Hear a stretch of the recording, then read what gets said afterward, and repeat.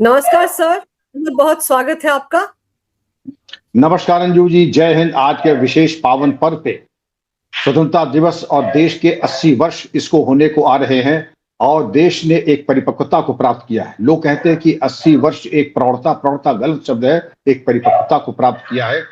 और आज अगर आपने गौर किया होगा, आपने नियमित रूप से माननीय प्रधानमंत्री जी के भाषण का अवलोकन किया होगा, श्रवण किया होगा, लेकिन आज का भाषण विशेष रूप से अद्भुत और अद्वितीय रहा है।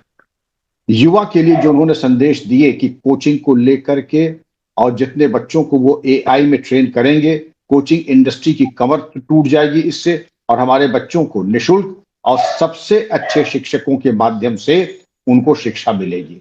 तो इससे ज्यादा मैं समझता हूं कि वरदान कोई प्रधानमंत्री क्या दे सकता है। हालांकि लोग आलोचना तस्त्र की कर रहे हैं, लेकिन जिनकी आलोचना होनी चाहिए उनकी होनी चाहिए। प्रधानमंत्री ने जो करके दिखा दिया और जो दिखा दिया वो अपने में अभूतपूर्व और अप्रतिम है। और बाकी हम लोग तमाम बातें और करेंगे। जो नक्सलवाद के बारे में उन्होंने कहा था, मैं समझता हूं कि उस पर हम लोगों को विशेष चर्चा करनी चाहिए। बिल्कुल सर, मैं आपसे यही जानना चाह रही हूँ कि जिस तरह से अर्बन नक्सल्स, उनको दिमागी नक्सल कहा है, उन पर करारा वार किया है सर, उनको बेनकाब करने की बात की है। जंतर मंतर पर जो बैठे थे सर, वो भी तो दिमागी नक्सल ही थे। लेकिन सर, इनको कर्ब कैसे किया जाएगा, इन पर रोक कैसे लगाई जाएगी? जंगल में बैठे हुए नक्सलियों पर तो रोक लगा ली गई, उनका तो खात्मा हो गया, लेकिन ये तो अंदर तक घुसे हुए हैं। अंजू जी, ये एक बहुत बड़ा एक मल्टी डायमेंशनल एक मुनाफे का एक बिजनेस मॉडल है, और ऐसा नहीं कि कोई अपनी जेब से इसमें पैसा खर्च कर रहा है। अगर आप ये टूल किट ओरिएंटेड चीजें देखें तो पिछले 5-7 वर्षों से ये जो चीज आई है, पहले प्रधानमंत्री जी के वक्तव्य को देख लें कि ये जो दिमागी नक्सल है, ये है सॉफ्टवेयर, और जंगल में जो नक्सली हैं, जो हथियार लेके चलते हैं, वो है हार्डवेयर। भारत सरकार ने खुली घोषणा की थी 31 मार्च 2026 को भारत नक्सल मुक्त हो जाएगा, और ये देखिए वाणी में सरस्वती विराजमान थी। वाकई 31 मार्च 2026 को नक्सलवाद देश से समाप्त हो गया। 2008 में मुझे वो दिन याद है जब Ajit Doval as in IB chief, Manmohan Singh ji प्रधानमंत्री थे, मैं डीजीपी उत्तर प्रदेश था, हम लोगों को संबोधित कर रहे थे, कहा था भारत के 40% भूभाग पर चरमपंथियों लेफ्ट विंग एक्सट्रीमिज्म का वर्चस्व है। वो भी एक भयावह स्थिति थी। और 2010 में यह बताया जाता है कि 1306 सुरक्षाकर्मी मारे गए थे और नक्सल का बिल्कुल एरिया डोमिनेशन हुआ करता था। लेकिन आज ये एक रणनीति के तहत और एक फील्ड क्राफ्ट टैक्टिक्स के चलते इंटेलिजेंस शेयरिंग करते हुए यह समापन हो गया। लेकिन जो इसका वायरस है ये खत्म नहीं हुआ है।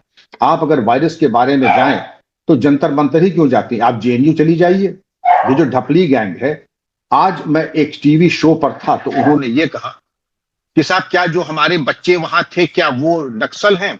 क्या जो हम लोग जो गरीब हैं, फुटपाथ पे सोते हैं, वो नक्सल हैं? आप देखिए कैसे गोल पोस्ट बदल दिया था।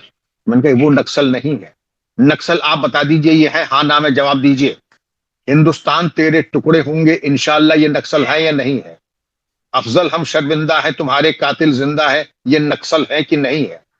हम आसाम की चिकन नेक को काट कर देंगे, इतना मवाद फैला देंगे कि भारत से आसाम अलग हो जाएगा, ये नक्सल है कि नहीं है? और मैं नाम बता दूं, क्या शर्जिल इमाम नक्सल है कि नहीं है? उमर खालिद नक्सल है कि नहीं है? क्या ये अरुंधति रॉय जो कहती है कि कश्मीर भारत का हिस्सा नहीं है, भारत एक मनहूस देश है, ये नक्सल है कि नहीं है? इस तरीके के जो दूसरों के टुकड़ों पे पलने वाले जेएनयू के छटे हुए बदमाश ढपली लेके जाते हैं, ये क्या नक्सल है कि नहीं? ये हमें बता दीजिए आप। और जो भारत के खिलाफ नारे लगाते हैं, पाकिस्तान के पक्ष में नारे लगाते हैं, ये नक्सल है कि नहीं है? और इसकी पूरी बात मैं आपको अगर बता दूं तो ये जो टूल किट है, आप देखें 2020 का जो दिल्ली का सांप्रदायिक दंगा हुआ, एंटी सीएए जो राइट हुआ, और भी जो इस तरीके के जो आपके आंदोलन प्रदर्शन हुए, इसमें धन अर्जन कहां से आया? क्राउड फंडिंग, फ्लैश मॉब, दो चीजें आई। और जो इनकी थिंक टैंक है, उनके ऊपर थोड़ा हम विचार कर लें। इनका आपने देखा होगा, याद कीजिए, एक फादर स्टैन स्वामी हुआ करते थे जिनकी मौत हो गई थी जुलाई 2021 में। कितने वकील और कितने ये बेचारे बुजुर्ग 84 साल के, इनको पार्किंसन हो गया था। ये एनआईए के गिरफ्तार शुदा थे और इनके कंप्यूटर में बहुत आपत्तिजनक सामग्री मिली थी देशद्रोह संबंधित। तो इनके ऊपर मिसप्लेस्ड कंपैशन न करें, क्योंकि ये इन्होंने देशद्रोह का काम किया था। और ऐसे व्यक्ति के ऊपर कोई भी, एक आप नेट पे जाइएगा देखिएगा, टेकी कुमार, ये एक इंजीनियर लड़का था। अब इसको कैसे इन्होंने आइडियोलॉजी दी। वो रॉकेट लॉन्चर बनाता था, उसके बैरल पार्ट एक जिले में, दूसरे स्टेट में, चाल वाले पुर्जे दूसरे स्टेट में, और असेंबली किसी तीसरे स्टेट में। कहीं भी आप चेक कीजिए तो मालूम ये पड़ेगा अंजू जी, ये ऐसी चीजें तैयार कर रहा है जैसे एक बैरल है, एक कुछ स्प्रिंग और वो चीजें हैं, और एक असेंबली कहीं और हो गई। लेकिन ये लॉजिस्टिकली तैयार करना रॉकेट लॉन्चर पुलिस के पास नहीं है, और वो असेंबल करके नक्सलियों को देता था। तो लॉजिस्टिक हब, लीगल कवर आप जानती, कहीं कोई पकड़ा गया तो जाकर के हिंदुस्तान के चोटी के विद्वान लोग जाकर के खड़े हो जाएंगे।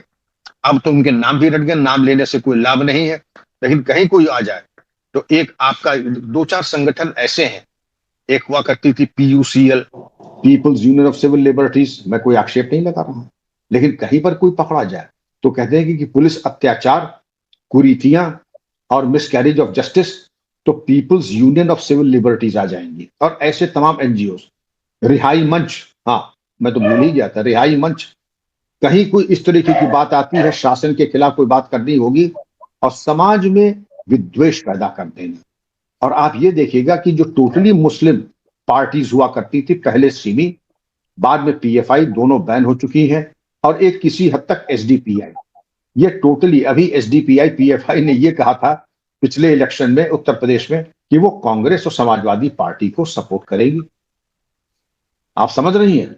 और उनका एक झुंझुना 3 का है, सिखों, अनुसूचित जाति को और अन्य, कहते हैं जो इनका एक 3 बबल्स का जो झुंझुना है, मैं नाम नहीं लेना चाहता हूं, आप भी जानती है, तो उसमें सिखों को डालेंगे, पिछड़ों को डालेंगे और माइनॉरिटीज को डालेंगे।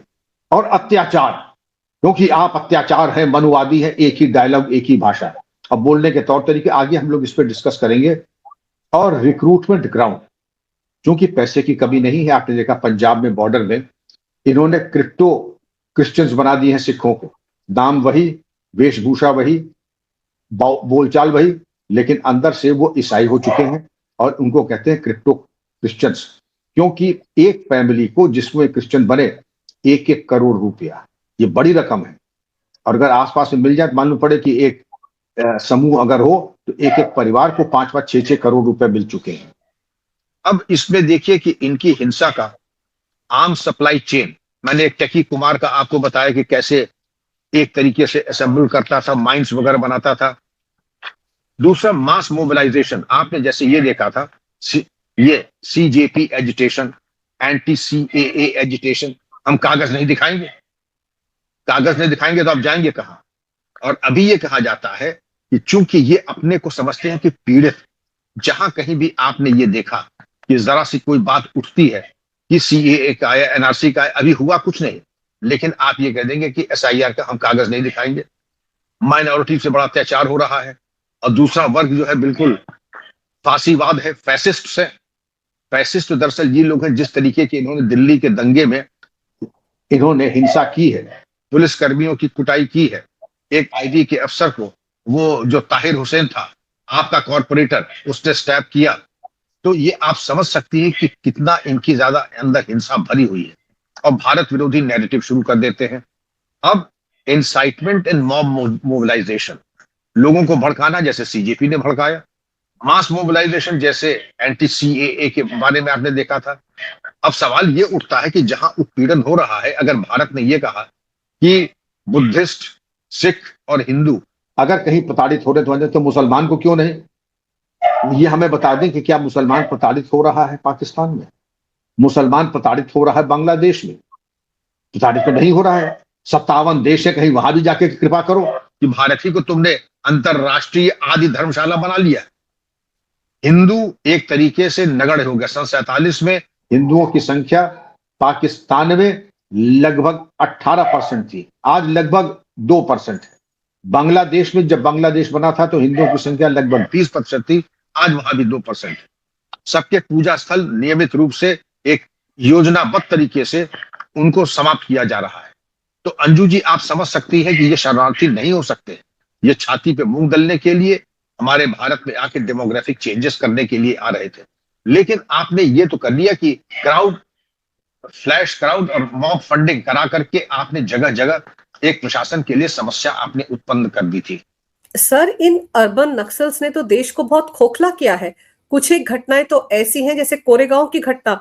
उन घटनाओं के बारे में सोच के तो किसी के भी रोंगटे खड़े हो जाए। दो तीन जो बड़े महत्वपूर्ण केसेस हैं इनके, जो अर्बन नक्सल्स के हैं और जो दिमागी नक्सल है, भीमा कोरेगांव केस 2018, इसको आप याद कीजिए कि इसमें इन्होंने दलित कार्ड खेल करके माओस के जरिए एक बहुत ही विषम परिस्थिति उत्पन्न कर दी थी। और इसी में फादर स्टैन स्वामी जो है गिरफ्तार हुए थे, क्योंकि इसके करते धरता ये आदिवासी एक्टिविस्ट बताए जाते थे। दूसरा, ये आपका अगर आप देखें दिल्ली यूनिवर्सिटी के professor GN Sai Baba case 2014, हालांकि बाद में साईं बाबा छूट भी गए थे, लेकिन वो टेक्निकल तरीके से गए थे। भारत सरकार ने निर्णय लिया कि इसको फर्दर परस्यू ना करें।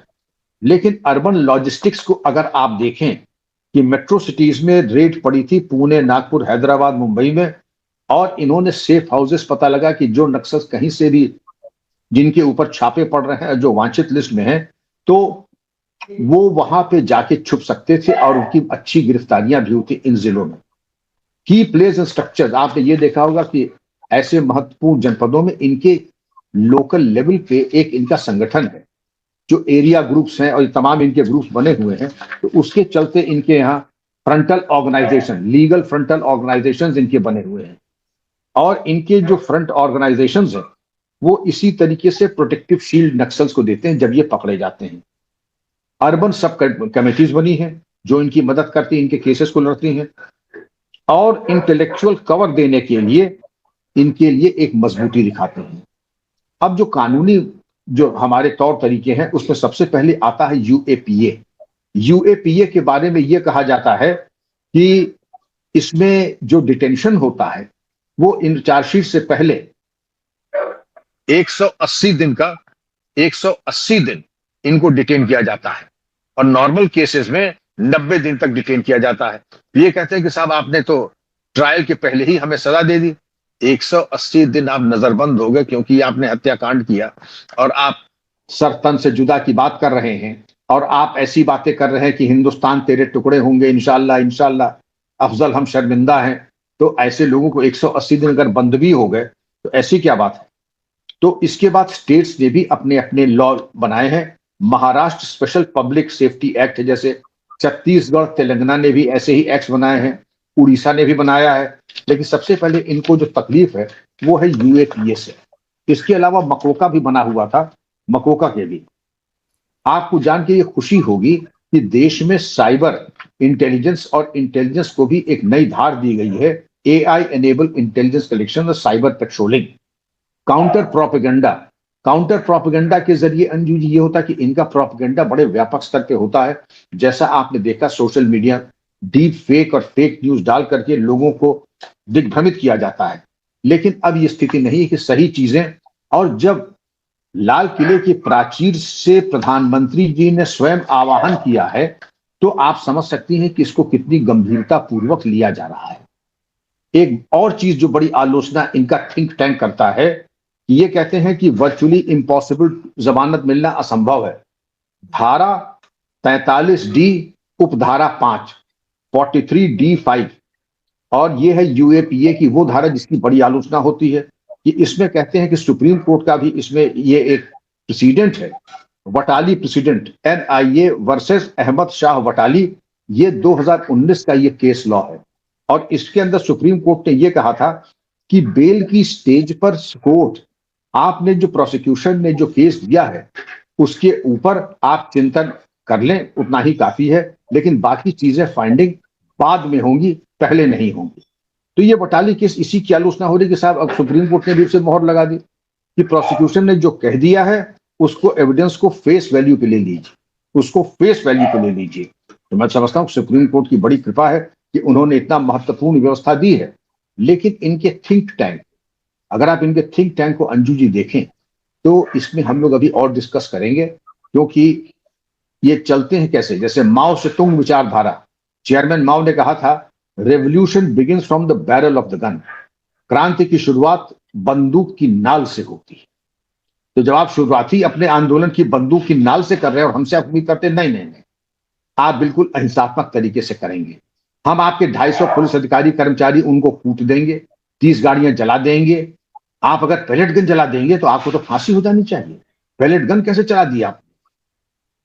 तो कई चैनल बनकर पैलेट गन नहीं, वहां अगर तोप होती तो वो भी चल जाती। आप पार्लियामेंट में या पीएम हाउस में घुसने का दुस्साहस आप करें तो पुलिस के पास जो भी शक्ति सामर्थ्य है वो इस्तेमाल किया जाएगा आपके खिलाफ। अब दूसरा एक इनकी जो है विद्वतापूर्ण उक्त, do not be sentimental over shedding a few litres of innocent human blood. कि 2-4 लीटर निर्दोष मानव रक्त बहाने में आपको संकोच नहीं करना चाहिए। ये बड़ी छोटी कीमत होती है क्रांति को सफल बनाने में। तो मानव रक्त अगर निर्दोष है, अगर हमारा है तो कोई दोष नहीं है, और आपका अगर आधा लीटर खून चला जाए तो वो महापाप हो जाएगा, उसके लिए कोई माफी का खाना नहीं। ऐसे इनके दोहरे मापदंड हैं। तो आपने अगर देखा होगा कि इनके लिए अपने लॉ अलग हैं और कैसे ये नैरेटिव बनाते हैं, कैसे एसडीपीआई, और वैसे भी बताया जाता था कि पीएफआई का एक नेता, हम लोग आगे इसको डिस्कस करेंगे, कैसे इन सब पार्टीज के नेताओं से मिले थे, आम आदमी पार्टी आदि से मिले थे। तो इनका एक ही टूल किट, और ये आप मान के चलिए टूल किट जितने सामने आए हैं देश के, तो वो एक ही किताब से और एक ही टूल किट, और उसमें फंडिंग से लेकर तमाम चीजें आई थी। और आपने ये भी देखा होगा कि इस टूल किट में ये जो चीजें आई हैं, ईडी ने मोहम्मद परवेज जो था, ये है आदमी आपका पीएफआई का, ये आम आदमी पार्टी के नेताओं से रेगुलर टच में था।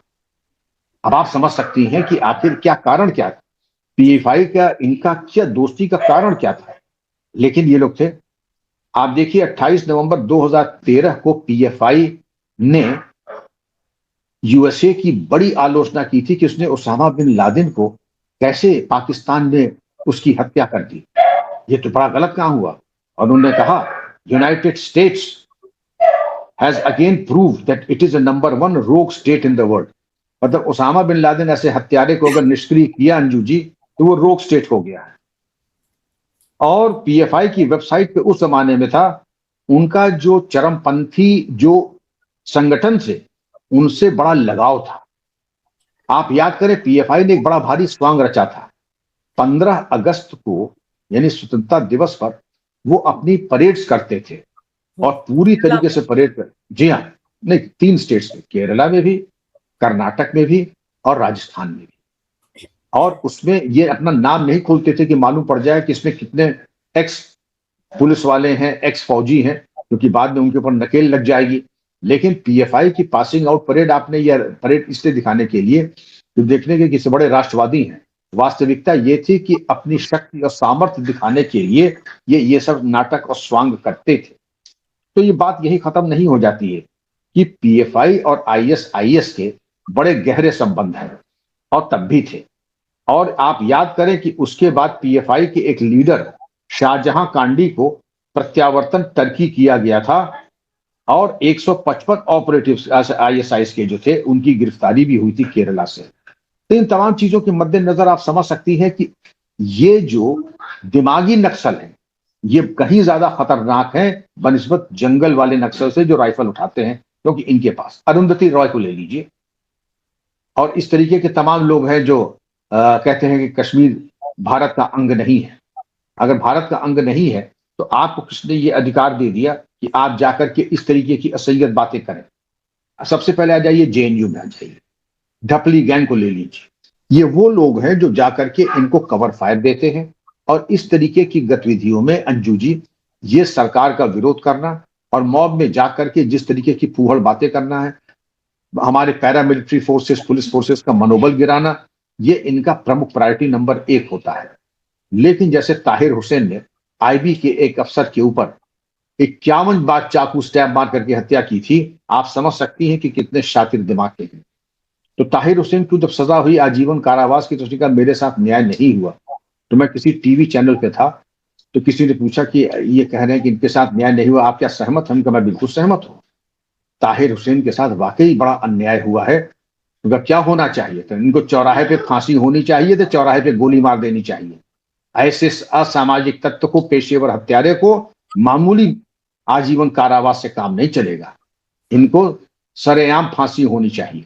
सर जैसे अभी आपने बताया ना कि ये जो दिमागी नक्सल है, अर्बन नक्सल है, ये कैसे सिस्टम के खिलाफ काम करते हैं। आप जंतर मंतर पर देखिए क्या हुआ, पुलिस को टारगेट किया गया। अब अलग अलग जगह पर ये जो दिमागी नक्सल है अभिजीत दीप के, आप देखो संभाजी नगर में कैसे पुलिस वालों पर बरस रहा था। भाई तू है कौन? इसी का एक और तिलचट्टा आशुतोष राम का, वो राजस्थान में जाकर पुलिस वाले को धमका रहा था, और दिल्ली में तो इन्होंने अपराधियों को हायर कर लिया था जंतर मंतर पर सिर्फ पुलिस वालों को पिटवाने के लिए। सर तो आप सोचिए, इनके निशाने पर पुलिस है, सुरक्षा बल है, पैरामिलिट्री फोर्स है। तो इससे तो पता चलता है ना सर इनकी मानसिकता का कि ये कहां से आते हैं और क्या सोच रखते हैं। अंजू जी, आपने 3 उदाहरण दिए और तीनों की सोच एक ही है कि पुलिस को कैसे मनोबल गिराएं और कैसे उनका अपमान करें। वो चाहे राजस्थान में हो, चाहे संभाजी नगर में हो, या चाहे कहीं और, तीनों केसेस में ये था कि अपमान करो, उनका मनोबल गिराओ। तो मेरा तो सरकार को परामर्श होगा कि इनको पुलिस की जरूरत नहीं है। अगर इनको पुलिस से इतनी एलर्जी है, या पुलिसकर्मी के कोई परिवार वाला इन्हीं को कहीं जो है कूट काट न दे, तो बेहतर होगा कि इनको पुलिस की सुरक्षा इनकी विड्रॉ कर ले। ये तो इनके पास संसाधन की कमी नहीं है, प्राइवेट सिक्योरिटी ले, पुलिस की सुरक्षा से अब इनको मुक्त कर दें। पुलिस का वर्कलोड भी कम होगा और इनको गाली गलौज करने का मौका भी नहीं मिलेगा। दीप्के ने तो खैर हद ही कर दी थी। एक जिम्मेदार और कर्तव्यपरायण पुलिस अधिकारी को उसके बेटे के सामने इन्होंने उल्टी सीधी असह्य बातें की। मुझे घोर आपत्ति है ऐसे थर्ड क्लास लोगों को की सुरक्षा दी जाए। ये ऐसे लोग, इनको सुरक्षा दी जाए। इनसे तो जनता को सुरक्षित करना चाहिए। अंजू जी, मैं तो ये कहूंगा। बिल्कुल सही कह रहे हैं आप सर। और दूसरा आपने देखा कि वो कैसे विदेशी मीडिया की आंखों का तारा बना हुआ है दीप के, वो सीएनएन पर बैठकर इंटरव्यू दे रहा था। सर उसकी बिसात क्या, औकात क्या है? वो वहां पर ये कह रहा था कि हमारी कामयाबी है कि हमने भारत के शिक्षा मंत्री का इस्तीफा ले लिया, इसलिए उसका इंटरव्यू हो रहा था वहां पर। और वो एंकर ये तक नहीं पूछ रही थी कि रांची में जो चल रहा है धरना प्रदर्शन छात्रों का, उस पर कुछ बोलोगे? तो आप सोचिए कैसे उसको प्लांट किया गया है यहाँ पर सर। वो तो बिल्कुल सीआईए का प्लांट है ही है, तभी तो सीएनएन इंटरव्यू ले रहा है। इतने बड़ा उनको हीरो बना रहे हैं सीएनएन वाले या इस तरीके के। आप ये देखें कि जब इनकी शुरुआत हो रही थी, जब वहां 25 आदमी नहीं थे जंतर मंतर पे, दिखाई ये पड़ रहा था कि मीडिया कर्मी ज्यादा थे और उसमें विदेशी मीडिया भी थे। वो सोच रहे थे कि कुछ ऐसा मौका आए। ऐसा मौका शायद सरकार ने उनको दे भी दिया कि उन्होंने भीड़ इकट्ठा कर ली। अब आप देखिए, ये सीजेपी के जो अधिक से अधिक सपोर्टर्स हैं वो कहाँ के हैं बताइए? पाकिस्तान और बांग्लादेश। अब पाकिस्तान बांग्लादेश में अगर आपके सबसे ज्यादा फॉलोअर्स हैं, तो जाहिर है कि आप आईएसआई के द्वारा प्रेरित और बॉट्स के द्वारा प्रेरित आपके सपोर्टर्स हैं। ये बात दूसरी है कि मुफ्त का खाना आने के चलते जो मालूम पड़ा कि इतने लजीज व्यंजन, पिज्जा, बर्गर, समोसा, और जो तो लड़की कहने थी ले खा ये मोदी की तेरे ही के समोसे हैं। तो अब जब इतना आपको मुफ्तखोरी की आदत लग गई है तो क्राउड अपने आप ही आ जाएगा। लेकिन कुछ ढील हमारी थी, कुछ ढील पुलिस की थी, कुछ ढील शासन प्रशासन की थी। वरना यही इनकी जरा कायदे से इनसे बातचीत हो जाती। ये अब अगर हो जाए तो इनकी औकात नहीं है अंजू जी कि ये कुछ कर सके। और इसके पहले भी इन्होंने कौन से ऐसे क्रांतिकारी काम कर दिए थे कि आज इनकी इज्जत की जाए। सीएनएन तो वही करेगी जो सीआईए स्पॉन्सर्ड जो काम होता है। सीआईए अमेरिका में और आईएसआई पाकिस्तान में, वही बांग्लादेश, पाकिस्तान, सीआईए। तो पूरा नेटवर्क आपके सामने आ चुका है अंजू जी। तो इसमें भारत सरकार और पुलिस को बहुत सचेत और सतर्क रहना। सर जब कोई पुलिसकर्मी काम कर रहा है, उसके काम में कोई दखल देता है, उसको काम करने से रोकता है, तो उसको तो सीधे सीधे अंदर ठोकने की जरूरत है ना। उनके साथ तो कोई रियायत होनी नहीं चाहिए। इन सबको कैसे बख्श दिया गया? चाहिए कॉकरोच नंबर 1 दीप के हो, या 2 सौरभ दास हो, या तीसरा हो आशुतोष राम का, ये खुले में घूम कैसे रहे सर? आप सही कह रहे हैं। यही बात मैं पूछता हूं कि इनके साथ अत्यधिक उदारता प्रदर्शित की गई है। यही हरकतें इन्होंने उत्तर प्रदेश में की होती तो आप समझ सकती थी इनके साथ क्या होगा। और ये भी जानते हैं कि उत्तर प्रदेश में जाके ये हथकंडे अपनाए तो इनका क्या होगा।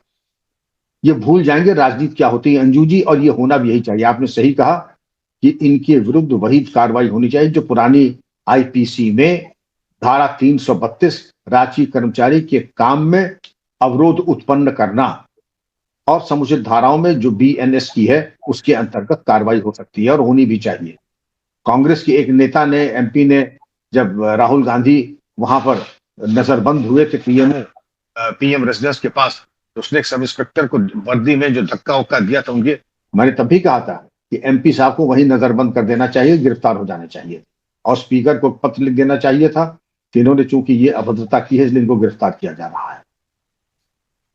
सर, पहली बार खुलकर लाल किले की प्राचीर से पीएम मोदी ने अर्बन नक्सल्स पर दिमागी नक्सल कहकर हमला बोला है, तो आपको लग रहा है कि अब इनको काबू में करने के लिए कोई ना कोई ठोस रणनीति लेकर तो आ रही होगी मोदी सरकार? देखिए, ये आह्वान कोई सामान्य आह्वान नहीं है। स्वतंत्रता दिवस पर और किले के प्राचीर से प्रधानमंत्री के संबोधन में हुआ है। ये एक देश के लिए एक रोड मैप है और देश का रोड मैप इसको संभालेगी आईबी, रॉ, पुलिस एजेंसीज और समस्त शासन प्रशासन इसको लेकर के। जो दिमागी नक्सल की बात प्रधानमंत्री जी ने कही है, आपके जो बंदूक वाले नक्सल थे उनका तो निस्तारण हो गया, अब इनका निस्तारण शेष है। कम से कम मुझे कोई संशय अपने मन में नहीं है, इनका भी निस्तारण उसी प्रकार पूर्ण रूपेण होगा जैसे जो जंगल वाले नक्सल थे। सर, दूसरी तरफ एक और कोचिंग माफिया है, उस पर भी तो हमला बोल दिया है ना। अब अगर ऑनलाइन कोचिंग मिलेगी सारे बच्चों को एक जैसी सर, तो उनको इन बड़े बड़े कोचिंग माफिया के पास जाने की जरूरत क्या है? क्योंकि जेनजी को लेकर जो कुछ हो रहा है वो इन्हीं के जरिए तो हो रहा है। पेपर लीक भी तो यही करवाते हैं। बिल्कुल, पेपर लीक भी यही कराते हैं। और ये मैं समझता था कि ये शायद 10-20 हजार करोड़ की इंडस्ट्री है, ये तो लाखों करोड़ की है। जो कोटा में कोचिंग सेंटर की बात आ रही थी, तो अब तो गली गली कोटा बन गया है, जहां पे बच्चों का शोषण, लोग माता पिता अभिभावक अपने घर की जमीन जायदाद गाय भैंस बेच करके बच्चों को महंगी कोचिंग में भेजते हैं।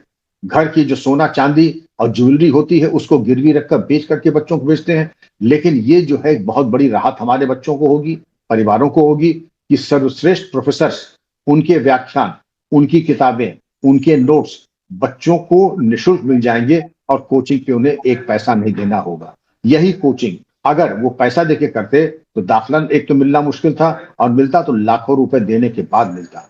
वो प्रधानमंत्री जी ने निःशुल्क अगर दिया है तो ये वरदान है बिल्कुल। तो सर, आपको ये लग रहा है कि इस बार का जो भाषण था, जैसे आपने शुरुआत में कहा कि पीएम मोदी का इस बार का भाषण बिल्कुल डिफरेंट था, उसमें आपको कुछ और चीजें भी ऐसी दिखी जो आप मेंशन करना चाहेंगे दर्शकों के लिए? मैं यही कहना चाहूंगा कि इसमें तमाम चीजों का समावेश हुआ। हमारे बच्चों की कोचिंग, हमारे बच्चों को एआई की निःशुल्क ट्रेनिंग और जो नक्सल्स के बारे में जो बात की, मैं समझता हूं कि इन 3 बिंदुओं के ऊपर हम देख लें, इससे ज्यादा व्यवहारिक और पूरे समाज को और पूरे एक एक परिवार को जिसने स्पर्श किया होगा वो ये 3 बिंदु हैं। बिल्कुल सही कह रहे हैं सर आप। और दूसरी तरफ तो ये जो दिमागी नक्सल है, इनके झुंड में तो मुझे लगता है हड़कंप आ ही गया होगा, क्योंकि अब अगर ये रडार पर आ गए हैं केंद्र सरकार के, मोदी सरकार के, तो इनके सफाई के लिए बहुत सारे कदम बहुत जल्द केंद्रीय गृह मंत्रालय उठाने वाला है। जाहिर सी बात है, इनके दिन भी सर गिने हुए हैं। जैसे कि वो हथियार वाले नक्सल थे, उनके दिन भी गिने चुने रह गए थे और उनका खात्मा हो गया।